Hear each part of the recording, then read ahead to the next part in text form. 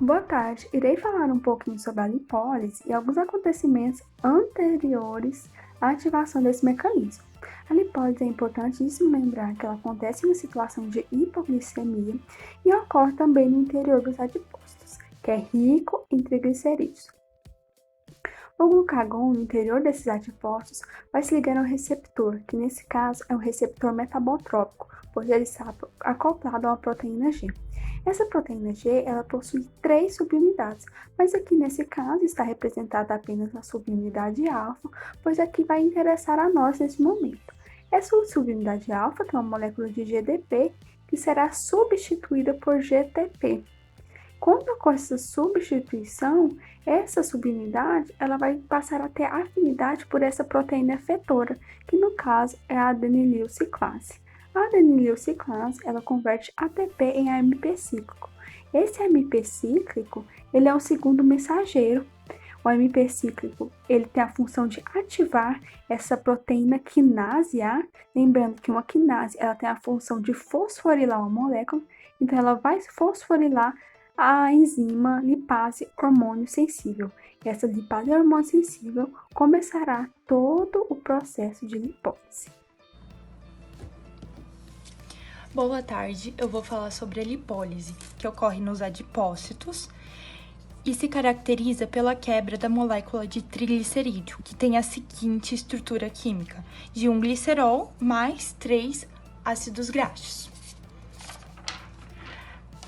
Essa quebra geralmente ocorre por meio da ação hormonal dos hormônios glucagon e adrenalina, que ativam a enzima lipase sensível ao hormônio, que quebra o triglicerídeo em glicerol mais 3 ácidos graxos, que caem na corrente sanguínea. Na quebra da ligação entre o glicerol e os ácidos graxos, eles caem na corrente sanguínea e são transportados por caminhos diferentes. O glicerol ele cai na corrente sanguínea, onde é transportado pelo sangue até o fígado, onde é fosforilado e utilizado novamente. Já os ácidos graxos, eles caem na corrente sanguínea como uma forma de molécula livre. Então, esses ácidos graxos livres movem-se através da membrana celular e ligam-se à albumina, que está no plasma. Isso ocorre porque os ácidos graxos, eles são hidrofóbicos e necessitam da ajuda da albumina para que as moléculas se movimentem e sejam distribuídas no tecido muscular. Depois que o ácido graxo cai na corrente sanguínea na sua forma livre, ele se une ao acetil-CoA, formando o acil-CoA. Para unir ácido graxo mais acetil-CoA, ocorre a liberação de 2 fosfatos pela molécula de ATP. Eu vou falar um pouquinho sobre o transporte pela membrana da mitocôndria. Dentro da matriz interna da mitocôndria, vai haver um processo de beta-oxidação. Só que, para isso, o ácido graxo ele vai precisar da ajuda de uma proteína carnitina para que ele consiga se penetrar dentro dessa membrana. Só que o ácido graxo, quando ele se uniu à molécula de acetil-CoA, ele formou a acil-CoA. E essa coenzima, ela não consegue penetrar na membrana interna da mitocôndria. Então, vai haver uma separação, um desligamento entre o ácido graxo e essa coenzima. Após isso, que esse ácido graxo se separar da coenzima e se ligar à carnitina, ele vai penetrar na membrana e vai formar uma molécula de acilcarnitina. Após a formação dessa molécula, a carnitina ela vai se desligar da acilcarnitina e vai sair da membrana interna da mitocôndria. Dentro da matriz mitocondrial, a gente sabe também que existem moléculas de acetil-CoA. E essas moléculas de acetil-CoA vão se ligar a ácidos graxos e formar novamente moléculas de acil-CoA. E após isso, ela vai estar pronta para ser metabolizada no processo de beta. Hoje vamos falar da beta-oxidação de ácidos graxos. Ela é dividida em 4 etapas e o ácido graxo usado para esse exemplo vai ser o ácido palmítico, ou palmitato, com uma cadeia de 16 carbonos. A primeira etapa é a desidrogenação. Nela, o FAD entrará na reação e sairá como FAD-H2, levando com ele 2 hidrogênios. A segunda etapa vai ser a de hidratação. Nela, a água entrará na reação, adicionando uma hidroxila e um hidrogênio. Na terceira etapa, na desidrogenação, ocorre a molécula chamada NAD. O NAD pega 2 hidrogênios e forma NADH mais H+. Onde foi retirado o hidrogênio, faz uma ligação dupla. E já na quarta etapa, na tiólise, forma uma nova coenzima. E essa coenzima transporta o hidrogênio para o acetil-CoA e o restante para essa molécula. São quebrados de 2 em 2. Isso vai se repetir até quebrar todos os carbonos. Finalidade dos produtos. Com a beta-oxidação, nós vamos ter como produtos a molécula de NADH, a molécula de FADH2 e a acetil-coenzima A.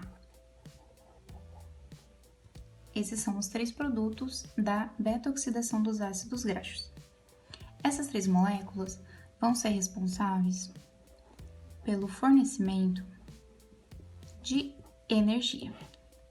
E esse fornecimento de energia vai ocorrer a partir da oxidação dessas moléculas. A oxidação dessas moléculas, produtos da beta-oxidação dos ácidos graxos, pode ocorrer tanto dentro do ciclo de Krebs quanto dentro da cadeia respiratória, que são processos que fazem parte da produção de energia dentro da mitocôndria. A molécula produto da beta-oxidação que vai ser oxidada dentro do ciclo de Krebs é a acetil-coenzima A. Já dentro da cadeia respiratória, as moléculas que vão ser oxidadas vão ser o NADH e o FADH2. O resultado dessas oxidações de cada molécula dentro dos ciclos da formação de energia vão ser as moléculas energéticas de ATP, que no caso da acetil-coenzima A vai acabar gerando uma molécula de ATP, 3 moléculas de NADH e uma molécula de FADH, como produto da oxidação da acetil-coenzima A. Já o NADH vai acabar formando 3 moléculas de ATP cada, assim como o FADH2, na oxidação, vai ser responsável por gerar 2 moléculas de ATP. Um exemplo da beta-oxidação final e dos produtos finais da beta-oxidação de ácidos graxos vai ser o palmitato. O palmitato é uma molécula com 16 carbonos.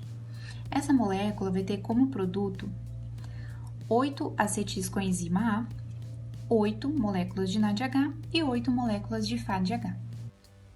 Como cada molécula de acetil-coenzima A tem como produto uma molécula de ATP, 3 moléculas de NADH e uma molécula de FADH2, no final a gente vai ter 8 ATPs, 24 NADH e 8 FADH2. Já as moléculas de NADH têm como produto 3 ATPs cada uma. Então, no final, a gente vai ter a produção de 24 moléculas de ATP pela molécula de NADH. Já a de FADH tem como produto final a produção de 2 moléculas de ATP.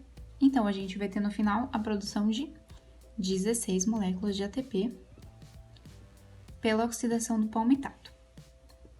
E isso tudo vai ter como produto final 104 moléculas de ATP.